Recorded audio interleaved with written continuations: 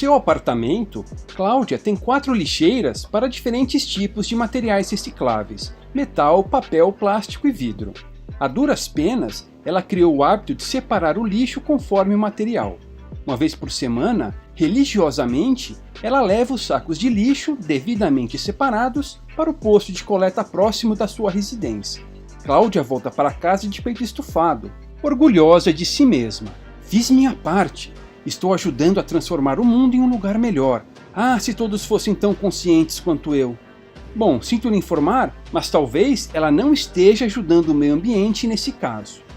Como já nos ensina o ditado, de boas intenções o inferno está cheio.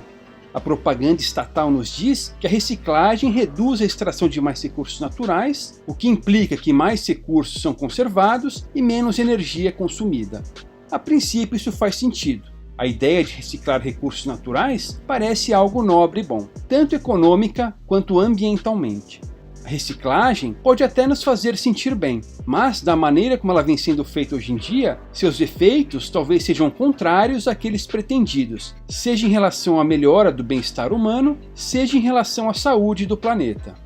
O vilão dessa história é, mais uma vez, o Estado, que interfere nas trocas voluntárias, obriga agressivamente cidadãos pacíficos a fazer o que não fariam normalmente, distorce o sistema de preços e garante uma alocação irracional de recursos. Graças a essa interferência, algo que poderia ser de fato benéfico se transforma em um pesadelo diário para a maioria das pessoas.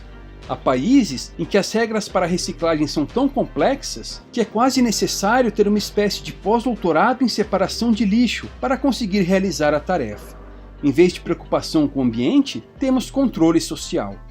O que frequentemente é esquecido em toda essa questão da reciclagem é que seu processo também demanda recursos naturais e também gera resíduos. Nesse caso, será que reciclar é sempre a melhor escolha? Será que não estamos gastando mais recursos ao optar por isso? O ponto é que, como não há direitos de propriedade claramente definidos sobre os recursos naturais, como os aterros sanitários tendem a ser públicos e como não existe um livre mercado para o serviço de reciclagem, não temos as informações necessárias para tomar decisões corretas nessa questão. O que podemos afirmar praxeologicamente é que a intromissão do Estado implica necessariamente desperdício de recursos naturais. Se não, vejamos. Em relação à produção de lixo em si, a necessidade de políticos e ativistas ambientais imporem seu controle social superestima o problema.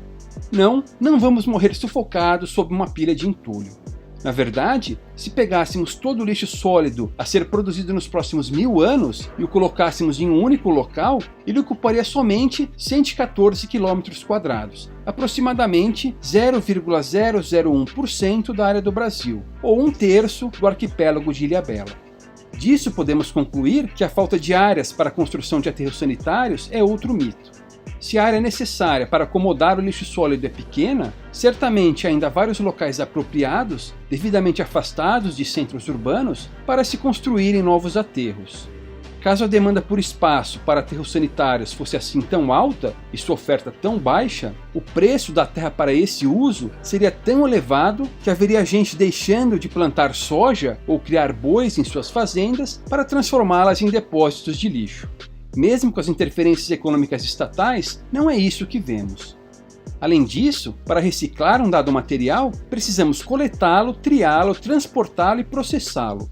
Isso exige mão de obra, caminhões, combustível e usinas, o que também consome recursos naturais, sem contar o custo de dar um fim adequado aos resíduos produzidos no processo.